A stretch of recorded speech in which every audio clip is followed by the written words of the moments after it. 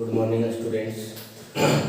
माँ शारदे विद्याभारती के online class में आज पुनः आप लोगों का स्वागत है। प्यारे बच्चों, हम लोग पढ़ रहे थे संख्या पद्धति, नंबर सिस्टम। संख्या पद्धति में हम लोग पढ़े थे पिछली क्लास में परिमेय संख्या, अपरिमेय संख्या p बटा q के रूप में लिखा जाए। p और q दोनों पूर्णांक संख्या हो और q नॉट इक्वल टू 0 हो उसे परिमेय संख्या कहते हैं। और जिसे p बटा q के रूप में ना लिखा जाए या तीनों कंडीशन में कोई एक कंडीशन फॉलो ना करे उसे क्या बोलेंगे? अपरिमेय संख्या। एक क्वेश्चन था कि क्या सभी पूर्णांक संख्या परिमेय संख्या होंगे? किसी ने बनाकर भेजा भी था और कोई नहीं भी भेजे, तो देख लीजिए उसका सॉल्यूशन कर देते हैं। सभी पूर्णांक संख्या परिमेय संख्या होंगे, लेकिन सभी परिमेय संख्या पूर्णांक संख्या नहीं होंगे। कैसे? पूर्णांक संख्या निगेटिव, पॉजिटिव, जीरो, ऋणात्मक, धनात्मक और जीरो तीनों को मिलाने से होता है। तो लीजिए ले लेते हैं, माइनस इंफिनिटिव से शुरू होगा, -3, -2, -1, 0, 1, 2, 3, इसी तरह से इंफिनिटिव तक, प्लस इंफिनिटिव। अगर सब के नीचे हम 1 लगा दें, कुछ नहीं तो नीचे क्या है? 1 है। अगर सब के नीचे 1 लग जाए तो क्या यह p बटा q के रूप में हो जाता है? p और q दोनों पूर्णांक संख्या हैं और q नॉट इक्वल टू 0 के बराबर है, क्योंकि सबके नीचे तो 1 है। सबके नीचे क्या है? 1 है। तो सभी पूर्णांक संख्या परिमेय हो रहा है, लेकिन एक परिमेय संख्या लेते हैं 4/3। यह एक परिमेय है, लेकिन क्या यह पूर्णांक संख्या का उदाहरण है? नहीं है। यह पूर्णांक संख्या है? नहीं है। तो सभी पूर्णांक संख्या परिमेय होंगे, लेकिन सभी परिमेय संख्या पूर्णांक संख्या नहीं होंगे। चलिए आगे बढ़ते हैं आज के पढ़ाई की ओर। तो आज हम पढ़ेंगे संपूर्ण संख्या किसे कहते हैं? Perfect number. संपूर्ण संख्या यानी परफेक्ट नंबर। आज एक ही टॉपिक रहेगा, बहुत इंपॉर्टेंट टॉपिक है, संपूर्ण संख्या। क्या है? संपूर्ण संख्या, जिसको कहते हैं परफेक्ट नंबर। ये क्या है? सिमुलतला एग्जाम हुआ था 2 साल पहले की बात है, 2 साल शायद प्रीवियस ईयर, 2015 नहीं 2017 में, 15 तो बहुत दूर चले गए। 2017 में सिमुलतला का एग्जाम हुआ था मेंस का। उसमें ये क्वेश्चन 10 नंबर का पूछा गया था। 10 नंबर का क्वेश्चन पूछा गया था कि 1 और 100 के बीच कितनी संपूर्ण संख्याएं हैं उसे लिखिए। 10 नंबर का क्वेश्चन और उत्तर सिर्फ एक शब्द, 2 शब्द का मात्र। तो बहुत इंपॉर्टेंट टॉपिक है, इसको पढ़ लेते हैं। संपूर्ण संख्या पढ़ने से पहले हमें 2 बातों की जानकारी होनी चाहिए। अपवर्तक क्या होता है? अपवर्तक और अपवर्ती। वैसे जब हम एलसीएम एचसीएफ पढ़ेंगे, लसा और लोसा का क्लास, तब जाकर के हमें समझ में आएगा कि अपवर्तक अपवर्ती क्या है। समझ नहीं आएगा, मतलब वहां भी पढ़ना है। और आपको आज हम पहले ही पढ़ा रहे हैं संपूर्ण संख्या जानने के लिए कि अपवर्तक और अपवर्ती क्या होता है। तो आइए, अपवर्तक क्या होता है, जिसको अंग्रेजी में कहते हैं फैक्टर। अंग्रेजी में फैक्टर, अपवर्तक फैक्टर।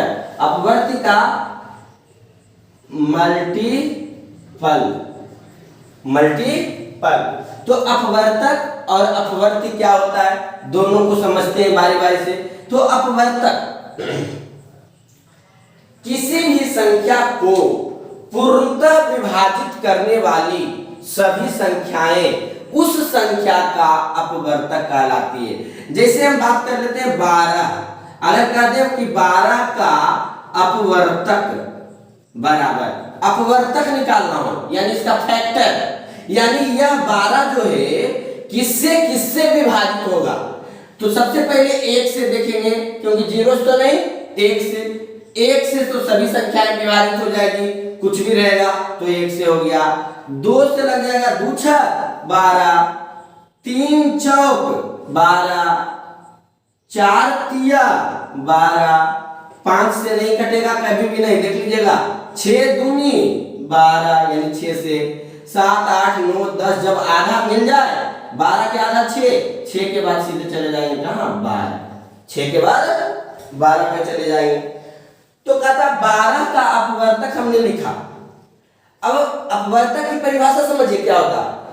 किसी भी संख्या को, जो संख्या दिया गया है, किसी भी संख्या को जो संख्या विभाजित कर दे उसे क्या कहेंगे, उसे उस संख्या का अपवर्तक कहेंगे। किसी भी संख्या को पूर्णतः विभाजित करने वाली, किसी भी संख्या को पूर्णतः विभाजित करने वाली सभी संख्याएं इस संख्या का क्या कहलाएगी, अपवर्तक कहलाएगी। किसी भी संख्या को पूर्णतः विभाजित करने वाली सभी संख्याएं दी गई संख्या का अपवर्तक कहलाएगी। आगे बढ़ते हैं, अपवर्ती को समझते हैं, मल्टीपल ये क्या होता है, फिर हम इस पर चर्चा करेंगे, दोबारा दोनों को कंबाइन कर लेंगे। अपवर्ती क्या होता है, सबसे पहले आइए अपवर्ती के बारे में जाने। जैसे हमें लिखना 15 का नहीं 12 का लिखते हैं तब समझ में आएगी। 12 का अपवर्ती, 12 का अपवर्ती बराबर 12, पहाड़ा पढ़ने आता होगा तो पढ़िएगा, 12 12 दूनी 24, 12 तिया 36, 12 चौक 48, 12 पचे 60। इसी तरह से इंफिनिटिव तक जाएंगे, इसी तरह से कहां तक जाएंगे, इंफिनिटिव तक जाएंगे। तो 12 का अपवर्ती हमने लिख दिया 12, 24, 36, 48, 60 इंफिनिटिव तक, और भी आगे मिलेंगे। तो अपवर्ती कहते किसको, हमने ऐसा क्यों लिखा, तो अपवर्ती किसी भी संख्या से विभाजित होने वाली सभी संख्याएं दी गई संख्या का अपवर्ती कहलाती है। किसी भी संख्या से, किसी भी संख्या से, मान लेते हैं कि यह संख्या 12 दिया हुआ है, तो 12 से कौन कौन संख्या विभाजित हो रही है, तो 12 से 12 भी विभाजित हो जाएगी, 12 से 24 भी 2 बार में विभाजित, 12 से 36 भी 3 बार में विभाजित, 12 से 48 भी 4 बार में विभाजित, 12 से 60 भी 5 बार में विभाजित। इसी तरह आगे जो भी बढ़ेंगे मिलेगा तो वो भी विभाजित। तो हम दो चीज बोले, एक को घेर दिए और एक से को घेर दिए, यही दोनों डिफरेंस है परिभाषा में, यही दोनों शब्द का डिफरेंस है। फिर आपको परिभाषा याद और ये भी एग्जाम्पल भी समझ में आ जाएगी। तो आइए फिर से अपवर्तक की बात करें। को और से मात्र दो शब्द है। अपवर्तक किसी भी संख्या को, यानी 12 को, यहाँ 12 से, दो ही अंतर है अपवर्तक और अपवर्ती में। यहाँ 12 से, 12 को और यहाँ 12 से, यानी किसी भी संख्या को पूर्णतः विभाजित करने वाली सभी संख्याएं 12 का क्या कहला रही है, अपवर्तक कहला रही है। लेकिन यहाँ देखिए, किसी भी संख्या से, यानी 12 से पूर्णतः जो संख्या विभाजित हो रही है वे सभी संख्याएं 12 का क्या कहलाएगी, अपवर्ती कहलाएगी। तो परिभाषा को और से का सिर्फ अंतर है।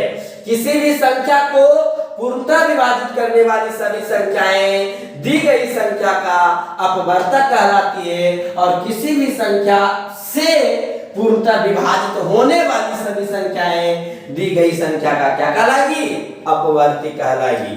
तो अपवर्तक और अपवर्ती समझ में आ गया होगा मेरे समझ से। अपवर्तक कहेगा तो इसके फैक्टर लिखेंगे, यानी जो संख्या दिया हुआ है वह संख्या किस किस से विभाजित होगा। यानी आप समझते होंगे, अगर बोल दिया जाए आपसे कि सबसे छोटा अपवर्तक किसी भी संख्या का क्या होगा, तो सबसे छोटा तो एक ही होगा, एक से छोटा कोई अपवर्तक होगा ही नहीं।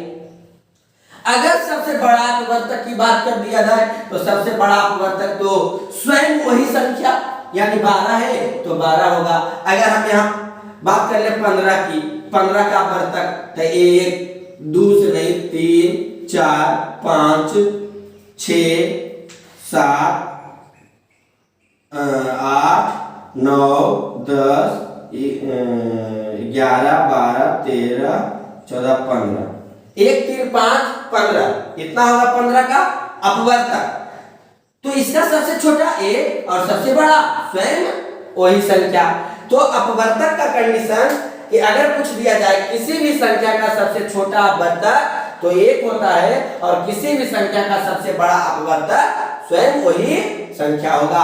लेकिन अपवर्ती में अगर पूछ दिया जाए किसी भी संख्या का सबसे छोटी अपवर्ती कौन सी होगी, तो स्वयं वही संख्या, और किसी भी संख्या का सबसे बड़ा अपवर्ती क्या होगा, तो इंफिनिटिव। हमने ज्ञात, क्योंकि ये पहाड़ा पढ़ना है, पहाड़ा पढ़ने आप जानते होंगे, तो पहाड़ा कहां तक जाएगा कोई पता नहीं। ऐसे हम लोग 10 तक लिखते हैं, लेकिन 11 कर देंगे, 12 गुने 11, 12 गुने 12, 12 गुने 13, 12 गुने 14, तो नहीं मिलेगा। इधर विभाजित करने वाली संख्या मिल जाएगी, तो कहां तक जाएगी कोई पता नहीं।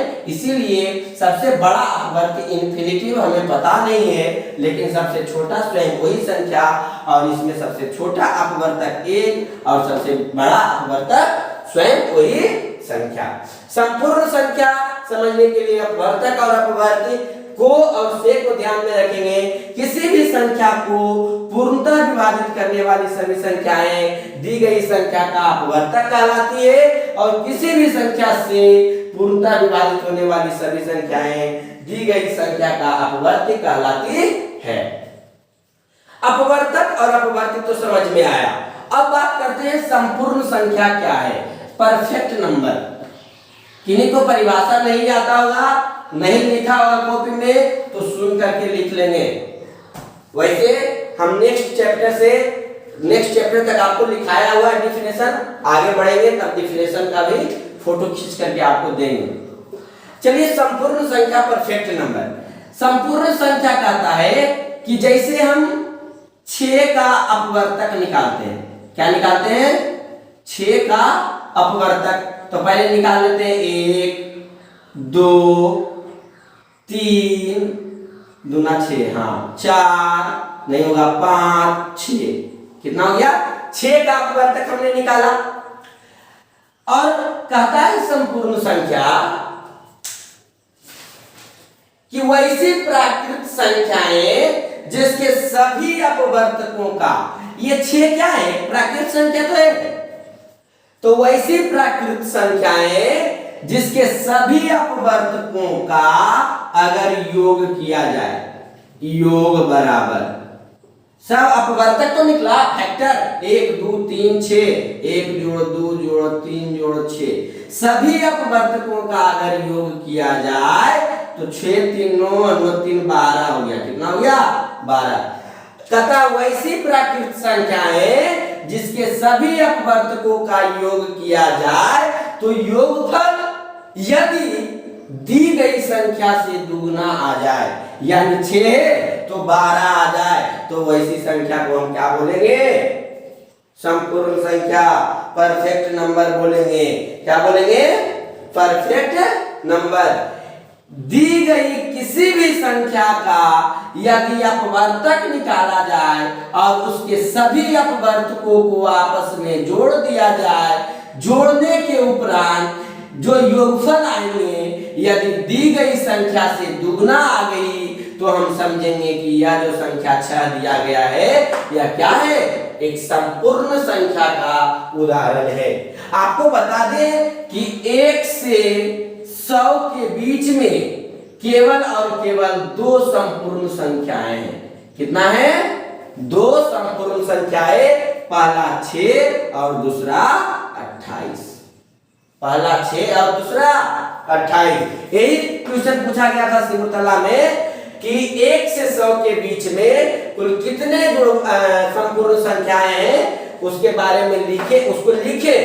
तो 6 और 28, और इसके लिए सरकार ने कितने नंबर दिए, 10 नंबर दिए। सोच लीजिए कितना आसान सा टॉपिक था, सिर्फ अपवर्तक समझना था। अपवर्ती का यहाँ कोई कहानी नहीं है, अपवर्तक समझे और किसी का अपवर्तक निकालकर उसके सभी अपवर्तकों को आपस में जोड़ दिए और दुगना आ गया तो कहेंगे कि यह संख्या क्या है, संपूर्ण संख्या। लेकिन अगर दुगना नहीं आया तो कहेंगे यह संख्या संपूर्ण संख्या नहीं। जैसे 10 की बात कर ले कि 10 का अपवर्तक पहले निकाल लिए, 1 2 3 नहीं, 4 नहीं, 5 6 7 8 9 10, जोड़ लीजिए कितना, 10 5 15, 15 2 17 1 18। क्या यह 10 का दुगना आया? नहीं आया। 10 का दुगना 20 है, 20 नहीं आया। तो यह क्या संपूर्ण संख्या का उदाहरण है? नहीं है। तो सबसे पहले अपवर्तक निकालेंगे और दिए गए अपवर्तक को आपस में जोड़ेंगे। यदि योगफल जो संख्या दिया गया है उसका दुगना चला है तो समझ जाएंगे कि यह जो संख्या दिया हुआ है यह एक संपूर्ण संख्या का उदाहरण है, अन्यथा वह संपूर्ण संख्या नहीं होगी। पुनः एक बार संपूर्ण संख्या पढ़ने के लिए दो बातें, अपवर्तक और अपवर्त्य। अपवर्तक को किसी भी संख्या को विभाजित करने वाली सभी संख्याएं उस संख्या का अपवर्तक, और किसी भी संख्या से विभाजित होने वाली सभी संख्याएं उस संख्या का क्या कहलाएगी? अपवर्त्य। सबसे बड़ा अपवर्तक स्वयं वही संख्या और सबसे छोटा अपवर्तक एक, सबसे बड़ी अपवर्त्य इंफिनिटिव और सबसे छोटा अपवर्त्य स्वयं वही संख्या होगी। तो बच्चों आज हम आगे बढ़ते हैं।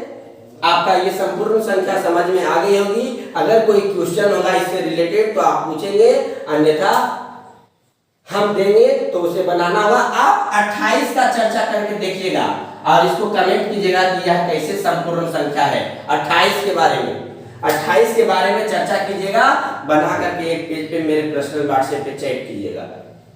धन्यवाद, पढ़ते रहिए।